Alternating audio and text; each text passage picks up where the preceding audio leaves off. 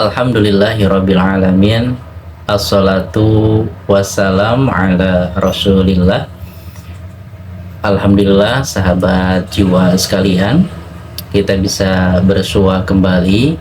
Kita akan mencoba mengurai tentang bagaimana akhlak Rasulullah Shallallahu Alaihi Wasallam. Hal ini dijelaskan dari hadis yang datang dari Aisyah radhiyallahu anha. Beliau berkata, kana hulukuhu Quran. Sesungguhnya akhlak Rasulullah itu adalah Al-Quran. Hal ini memberikan sebuah isyarat dan menyadarkan diri kita bahwa Al-Quran bukan hanya sebatas bacaan.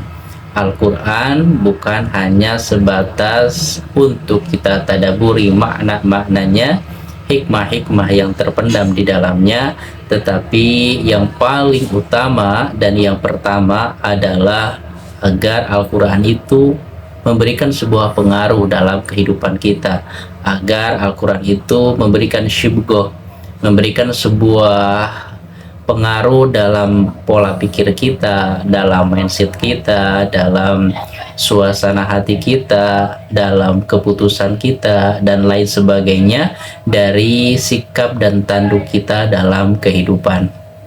Maka, jikalau kita urai bagaimana manusia bisa berinteraksi dengan Al-Quran, kondisi-kondisi manusia dalam berinteraksi dengan Al-Quran. Yang pertama adalah hamba Allah yang berinteraksi hanya sebatas membaca Al-Quran. Tentu tidaklah salah, karena dalam setiap huruf Al-Quran itu akan memberikan pahala yang berlipat ganda, apalagi di bulan Ramadan. Sebagaimana firman Allah Subhanahu wa Ta'ala, faqra'u ma tayassara minal Qur'an. Bacalah apa yang mudah dari Al-Quran. Nah, maka ini adalah level pertama. Manusia berinteraksi dengan Al-Quran. Mereka berupaya agar bisa membaca Al-Quran dengan benar, panjang pendeknya, dan lain sebagainya.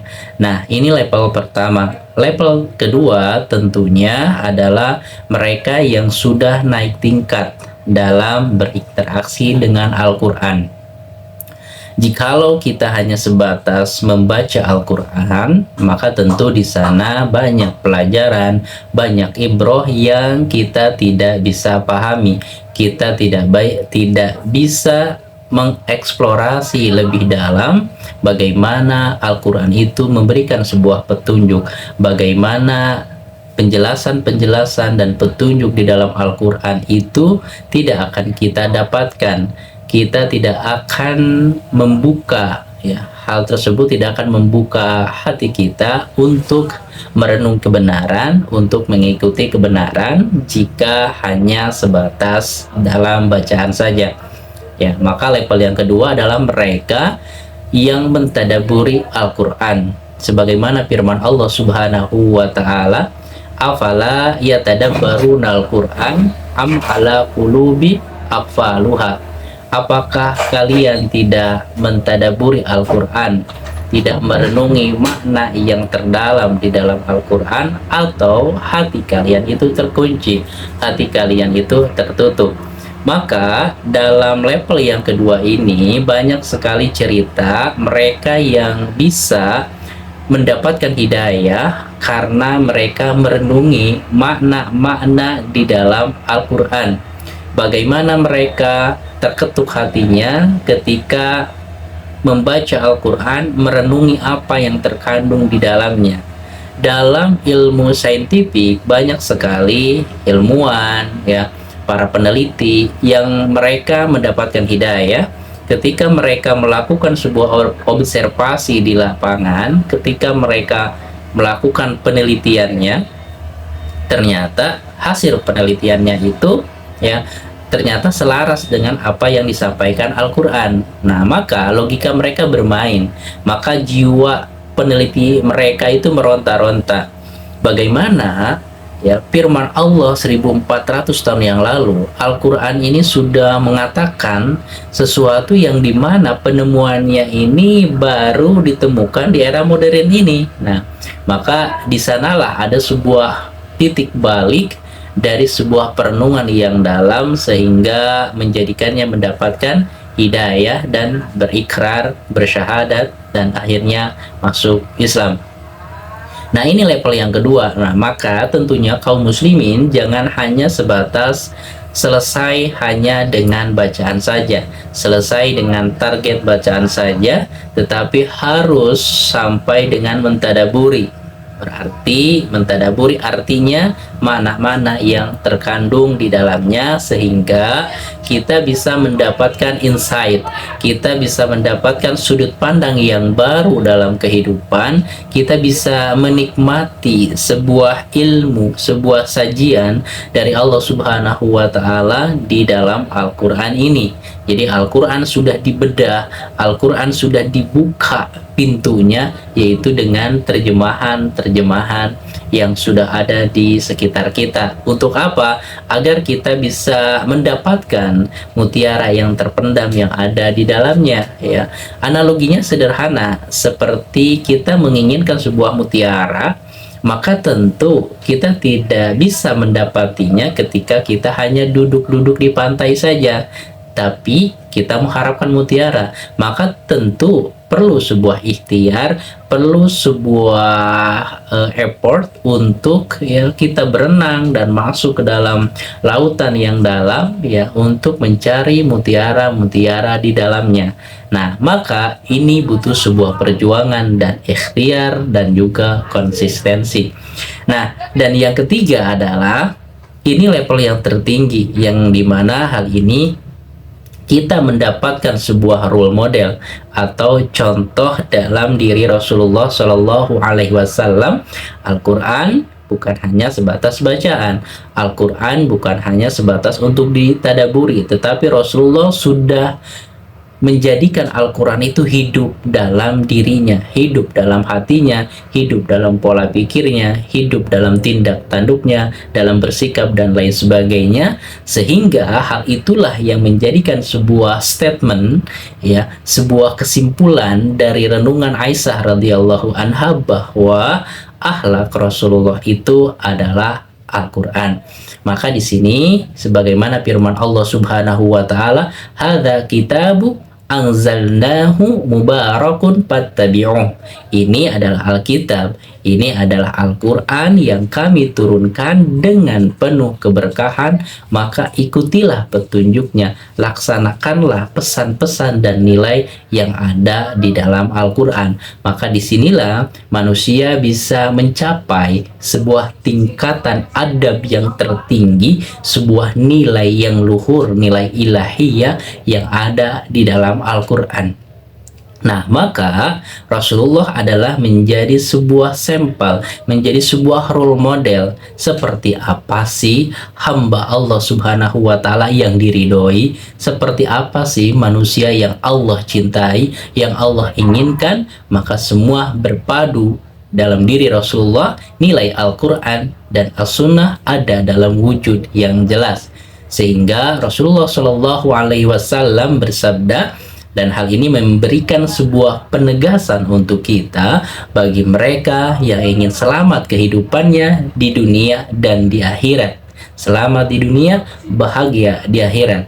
Ini taraktu fikum amrain lang tadillu ma tamassaktum bihima, kitaballahi wa sunnatur rasuli. Sesungguhnya aku meninggalkan dua hal yang dimana jikalau dua hal ini kalian berpegang teguh selamanya, maka sungguh tidak akan salah, tidak akan terjerumus dalam lubang kesesatan, kesalahan, dosa, dan lain sebagainya, yaitu mereka yang berpegang teguh kepada Al-Quran dan As-Sunnah. Lalu seperti apakah contoh dari Al-Quran itu sudah hidup dan menginspirasi Rasulullah Shallallahu Alaihi Wasallam dalam berucap, dalam berpikir, dalam bertindak?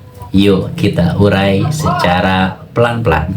Yang pertama adalah di dalam Al-Quran itu memberikan sebuah penegasan nilai dan stimulus ataupun motivasi agar manusia itu berorientasi kepada keakhiratan, tidak berorientasi kepada dunia yang hanya sementara, kepada harta jabatan yang punya batas waktunya. Di sini Allah Subhanahu wa taala berfirman dalam surat As-Saff, A'udzubillahi minasyaitonirrajim. Ya ayyuhalladzina amanu hal adullukum ala tijaratin tunjikum min adzabin alim. Tu'minuna billahi wa rasulih wa tujahiduna fi sabilillahi bi amwalikum wa anfusikum. Dzalikum khairul lakum in kuntum ta'malun. Hei orang-orang yang beriman, maukah aku tunjukkan pada suatu perniagaan yang dimana perniagaan ini akan menyelamatkanmu. Jadi transaksi ini akan menyelamatkanmu dari siksa yang pedih di akhirat kelak. Nah, maka di sini ada sebuah stimulus agar umat manusia merenung akan sebuah perniagaan, yang perniagaan ini bukan hanya memberikan keuntungan di dunia, tetapi akan menjauhkan mereka dari siksa yang pedih. Apa itu perniagaan yang akan menjauhkan mereka dari siksa yang pedih? Yaitu berimanlah kalian kepada Allah, kepada Rasulnya, wa tujahiduna, dan berjuanglah fisabilillahi, di jalan Allah, dengan harta dan jiwamu. Berjuanglah di jalan Allah dengan harta dan jiwamu. Itulah sebuah perniagaan, itulah sebuah tijarah, yang dimana perniagaan inilah yang akan memberikan keuntungan kita di akhirat kelak. Allah jauhkan dari siksa yang pedih di akhirat kelak, yaitu dengan cara beriman kepada Allah dan Rasulnya dan berjuang di jalan Allah dengan harta kalian dan jiwa kalian. Dzalikum khairul lakum in kuntum ta'lamun. Dan ternyata itu merupakan sesuatu yang terbaik, khairun, yang terbaik bagi kalian jika kalian mengetahuinya, jika kalian merenungkannya. Apalagi ya, yaghfir lakum dzunubakum, maka keuntungannya selain dijauhkan dari siksa yang pedih, yaitu yaghfir lakum dzunubakum, Allah akan menghapus dosa-dosa kalian, wa yudkhilkum jannatin tajri min tahtihal anhar. Dan juga perniagaan, karena kita sudah beriman kepada Allah dan Rasulnya, sudah berjuang di jalan Allah dengan harta dan jiwanya, maka Allah akan balas, Allah akan tukar itu dengan memasukkan mereka ya ke dalam, ya memasukkan kalian kepada surga Allah Subhanahu wa taala, yang di dalamnya mengalir sungai-sungai yang indah, sungai-sungai yang menyegarkan, dan juga wa masakin thayyibah, dan tempat-tempat yang terbaik, tempat-tempat yang nyaman di surga Allah, fi jannati aden, di jannah, di surga Aden. Dzalika fawzul azim, dan hal itu merupakan sebuah keberuntungan yang besar. Nah, ini sebuah pesan dari Allah Subhanahu wa taala yang membuka cakrawala umat manusia, yang membuka hati manusia untuk merenungi kebenaran, untuk merenungi hakikat kehidupan yang sesungguhnya. Apa sih yang sebenarnya harus diperjuangkan oleh umat manusia? Apa sih yang sebenarnya akan memberikan fauzun kabir, sebuah keberuntungan yang besar? Nah, disinilah Allah memberikan sebuah pesan, sebuah perintah, sebuah motivasi untuk kita agar kita memiliki sebuah orientasi keakhiratan. Nah, maka hal ini sudah mewarnai diri Rasulullah Shallallahu Alaihi Wasallam, sudah menjadi pola pikir yang terpatri dalam sanubari yang paling dalam. Bagaimana Rasulullah Shallallahu Alaihi Wasallam beliau berjuang di jalan Allah, ya, di teror, sampai berdarah-darah, diintimidasi, sampai bahkan mau dibunuh.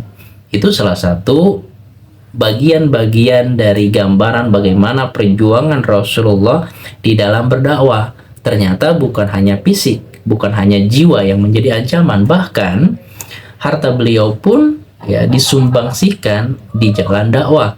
Bagaimana Khadijah radhiyallahu anha, ya, menjadikan harta bendanya itu beliau jadikan untuk mensupport, untuk membiayai dakwah Rasulullah Shallallahu Alaihi Wasallam. Nah, maka jikalau kita melihat dari sudut pandang psikologis, tidak mungkin Khadijah radhiyallahu anha dengan ikhlas memberikan harta bendanya untuk membiayai dakwah Rasulullah jikalau Rasulullah sendiri tidak memperjuangkan kebenaran tersebut, tidak memberikan keteladanan tersebut, atau hanya sebatas mengambil keuntungan semata.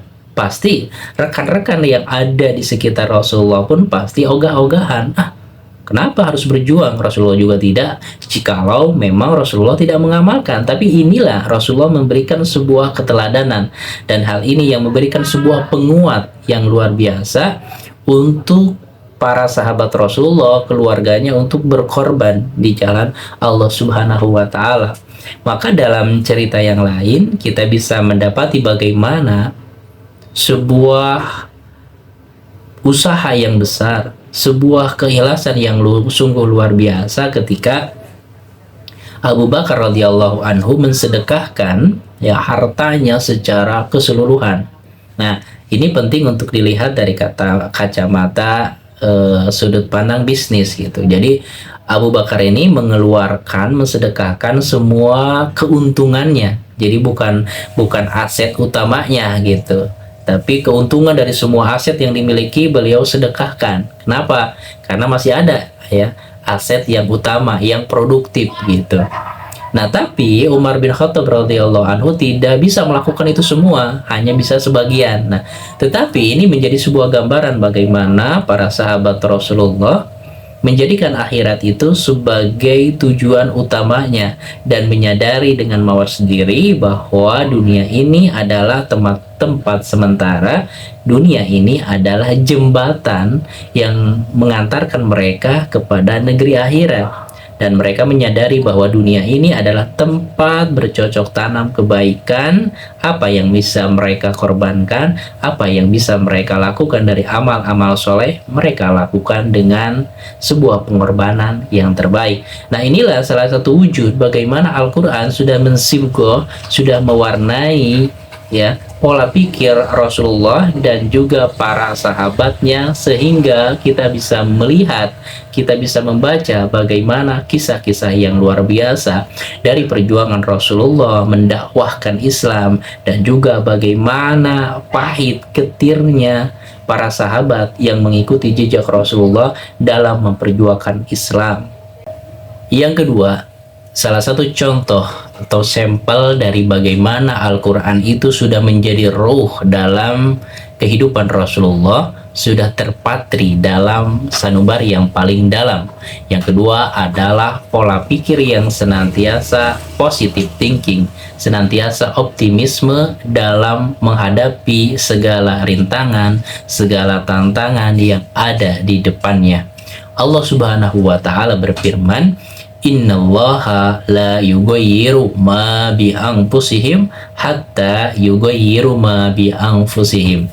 Sesungguhnya Allah tidak akan merubah suatu kaum sehingga mereka mau merubah diri mereka sendiri. Nah, inilah firman Allah Subhanahu wa Ta'ala yang memberikan penegasan bahwa perubahan itu harus dimulai dari sebuah kesadaran yang melahirkan tekad yang kuat yang melahirkan sebuah aksi yang nyata dan sebuah konsistensi. Jadi perubahan itu harus dimulai dari diri sendiri. Jangan sampai kita menutup kemalasan kita, menutup malas untuk berikhtiar itu dengan skenario takdir. Saya mah sudah begini, sudah ditakdirkan seperti ini, sudah ditakdirkan seperti itu, dan lain sebagainya, yang seolah-olah statementnya itu seperti orang yang benar-benar beriman banget gitu kepada takdir. Ini sudah takdir dan lain sebagainya. Tetapi ada yang sering ada kekeliruan yang terjadi ya. Manusia belum berikhtiar, jadi mereka belum berikhtiar secara maksimal. Mereka baru ikhtiar itu berusaha hanya 10%, habis itu putus asa, nggak mau berjuang, nggak mau survive dalam kehidupan, ya, tetapi dibungkus kemalasan itu dengan ini sudah ketetapan takdir gitu. Tetapi di sini Allah memberikan sebuah penegasan bahwa Allah itu tidak akan merubah, sehingga kita mau merubah, berikhtiar secara total 100% gitu. Untuk berikhtiar maka Allah akan berikan jalannya. Nah, maka ini selaras dengan kisah Maryam, ya. Maryam ketika hendak melahirkan, maka diperintahkan untuk menggerak-gerakkan pohon korma agar kurma yang sudah matang terjatuh dan beliau bisa memakannya. Padahal di sisi lain Allah mampu kan istilahnya itu menurunkan kurma yang matang itu tanpa harus apa ya, dalam bahasa Jerman itu ngegebek-gebek gitu, mendorong-dorong, menggoyang-goyang pohon tersebut sehingga pada jatuh kurmanya. Allah kan mampu, tetapi di sini ada sebuah usaha yang sebenarnya manusia harus kerjakan, harus paksakan. Nah, maka kita mendapati bagaimana Rasulullah Shallallahu Alaihi Wasallam membangun sebuah optimisme yang luar biasa di tengah keterbatasan. Hal ini terjadi dalam perang Khandaq. Dalam perang Khandaq ini, bayangkan para sahabat Rasulullah harus menggali parit, ya, yang dimana parit ini harus memiliki jarak tertentu sehingga kuda-kuda dari kafir Quraisy ini tidak mampu meloncati parit tersebut. Berarti harus menggali dalam space atau jarak yang begitu panjang dan juga harus dalam. Karena contohnya kalau hanya 10 cm, ya itu kan gampang untuk dilewati musuh. Nah, di tengah keterbatasan tersebut, di tengah kelaparan yang melanda kaum muslimin, di tengah keterbatasan yang ada, di tengah panas, ya, padang pasir yang luar biasa, mereka bergotong royong untuk menggali parit dengan jarak yang lebar dan kedalaman yang cukup dalam sehingga tidak mampu dilewati oleh kafir Quraisy, pasukan-pasukan kafir Quraisy yang sudah memblokade Madinah pada saat itu. Lalu apa yang dilakukan oleh Rasulullah Shallallahu Alaihi Wasallam ketika para sahabat menggali parit, ada batu yang besar yang tidak mampu dibelah oleh para sahabat Rasulullah, maka mengadulah sahabat ini kepada Rasulullah. Nah, di sini kita bisa mendapati bagaimana Rasulullah itu bukan ngebos gitu. Rasulullah itu emang leader, memang pemimpin gitu. Bukan hanya nyuruh sambil uncang-uncang kaki, sambil nunjuk-nunjuk, tidak. Inilah contoh keteladanan kepemimpinan Rasulullah yang sungguh luar biasa. Ketika ada yang mengadu batunya susah untuk dipecahkan, Rasulullah turun dan berusaha untuk memecahkan batu tersebut. Apa yang terjadi? Ketika Rasulullah menghantamkan palu ini, ya, untuk memecahkan batu yang susah untuk dipecahkan oleh para sahabat ini, dalam pukulan pertama, maka muncullah sebuah kilatan cahaya. Maka Rasulullah berkata, Allahu Akbar, aku diberikan kunci-kunci Romawi. Pada pukulan yang kedua, maka terlahirlah percikan-percikan api dan cahaya, dan Rasulullah bersabda, Allahu Akbar, aku diberikan kunci-kunci negeri Persia. Dan pada pukulan yang ketiga, Rasulullah bersabda, Allahu Akbar, aku diberikan kunci-kunci negeri Yaman. Dan akhirnya batu terbelah. Dan disinilah ada sebuah nilai filosofis yang dalam, bagaimana pesan-pesan Al-Quran sudah mensibgo, sudah hidup dalam diri Rasulullah, dan Rasulullah membangun sebuah optimisme para sahabat di tengah-tengah keterbatasan, di tengah-tengah kondisi yang tidak mudah. Rasulullah seolah-olah memberikan sebuah afirmasi ke dalam alam bawah sadar para sahabat Rasulullah Shallallahu Alaihi Wasallam bahwa orang-orang yang kesusahan ini, yang sedang menggali parit ini, yang sedang kelaparan ini, suatu saat akan menaklukkan negara adikuasa pada saatnya, yaitu Romawi, Persia, dan negeri Yaman. Inilah salah satu penggalan, salah satu nilai dari Al-Quran yang terpatri dalam diri Rasulullah, dan hal inilah yang menginspirasi para sahabat Rasulullah Sallallahu Alaihi Wasallam. Yang ketiga adalah bagaimana ketakwaan itu di sisi Allah menjadi standar kemuliaan. Inilah yang Rasulullah tancapkan ke dalam diri para sahabat Rasulullah. Kenapa?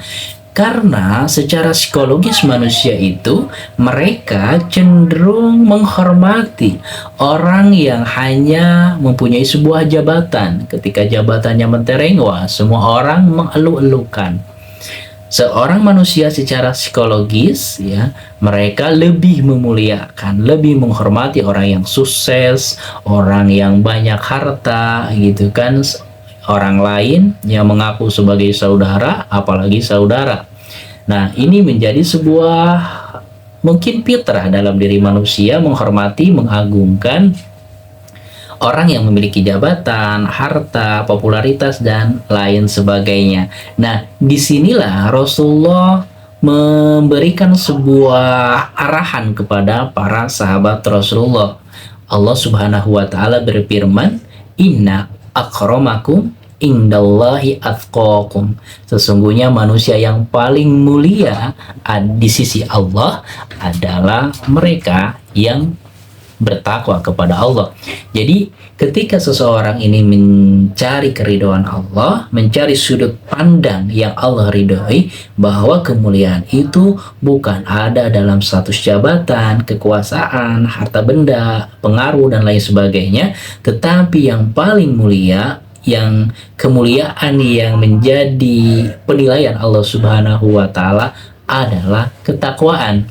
Oleh karena itu Rasulullah Shallallahu Alaihi Wasallam dalam sabdanya menguatkan firman Allah Subhanahu wa Ta'ala, "Innallaha la yanzuru ila suwarikum wa amwalikum walakin yanzuru ila qulubikum wa a'malikum." Sesungguhnya Allah itu tidak melihat rupa kalian, penampilan kalian. Ini Masya Allah, keadilan Allah Subhanahu wa Ta'ala yang tidak menilai manusia itu dari penampilan, dari jabatan.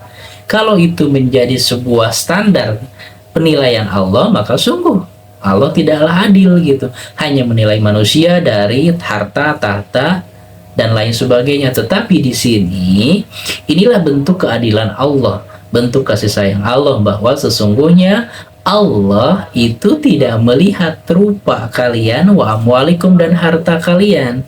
Terus apa yang Allah lihat? Terus apa standar kemuliaan di sisi Allah? Walakin yanzuru ila qulubikum, akan tetapi Allah melihat kualitas hati kalian, kualitas iman dan takwa kalian yang ada dalam hati kalian, yang ada dalam jiwa kalian, dan juga amal-amal kalian.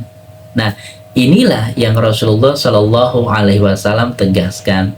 Nah, kalau kita mengambil contoh bagaimana teguran Rasulullah Shallallahu Alaihi Wasallam kepada para sahabatnya, dalam sebuah cerita, ya, dalam sebuah hikayat, ada seorang yang suka bersih-bersih di Masjid Nabawi, ya, suka istilahnya itu menyapu, ya, membersihkan sampah-sampah dan lain sebagainya, menjaga kesterilan, menjaga kebersihan di Masjid Nabawi, ya.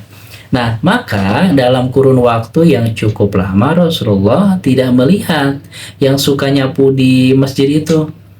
Dalam kurun waktu yang lama, maka Rasulullah terheran-heran, kemana ini orang yang suka bersih-bersih di masjid, yang suka nyapu-nyapu ke masjid, kok sudah lama saya tidak melihatnya. Gitulah bahasa sederhananya.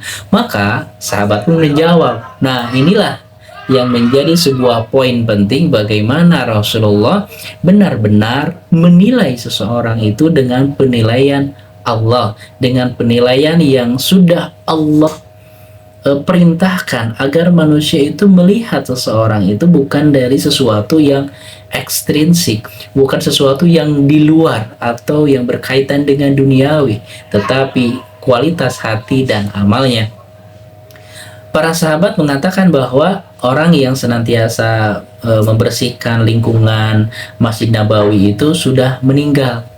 Maka Rasulullah terkaget-kaget. Kenapa kalian tidak memberikan kabar kepadaku bahwa beliau sudah meninggal dunia? Maka sahabat menjawab, orang ini hanya sebatas tukang bersih-bersih masjid. Orang ini sebatas orang yang istilahnya itu zaman sekarang kita tuh marbot yang suka bersih-bersih masjid. Tidak ada kontribusi besar gitu. Tidak ada amalan-amalan yang besar, tugas-tugas yang besar yang kau berikan kepadanya. Maka disinilah Rasulullah menegur para sahabat Rasulullah, jangan sampai melihat sebelah mata orang-orang yang berkontribusi walaupun kecil terlihat oleh mata manusia. Maka Rasulullah meminta kepada para sahabat Rasulullah, tunjukkan kepadaku di mana kuburnya. Maka akhirnya Rasulullah pun mensolatkannya. Nah, ini menjadi sebuah pelajaran yang berharga bagaimana seharusnya kita berinteraksi dengan orang, hal tidak harus melihat kemuliaannya dan lain sebagainya, tetapi semua sama rata, yaitu dilihat dari kualitas ketakwaannya, dilihat dari kualitas amalnya. Nah, ini seolah-olah memberikan sebuah filosofi yang dalam tentang bagaimana semewah apapun mobil, ya, mobil sport contohnya kan, yang harganya luar biasa, di luar standar gitu. Tapi mampukah ya mobil tersebut yang memiliki kecepatan 10.000 kuda dan lain sebagainya katakan, tetapi ada salah satu unsur yang paling kecil dalam mobil tersebut tidak ada, apakah bisa jalan, apakah bisa melaju dengan kecepatan yang tinggi ketika tidak ada pentil yang ada di bannya tersebut? Pasti mobil tersebut tidak mampu bergerak, hanya sebatas diam saja.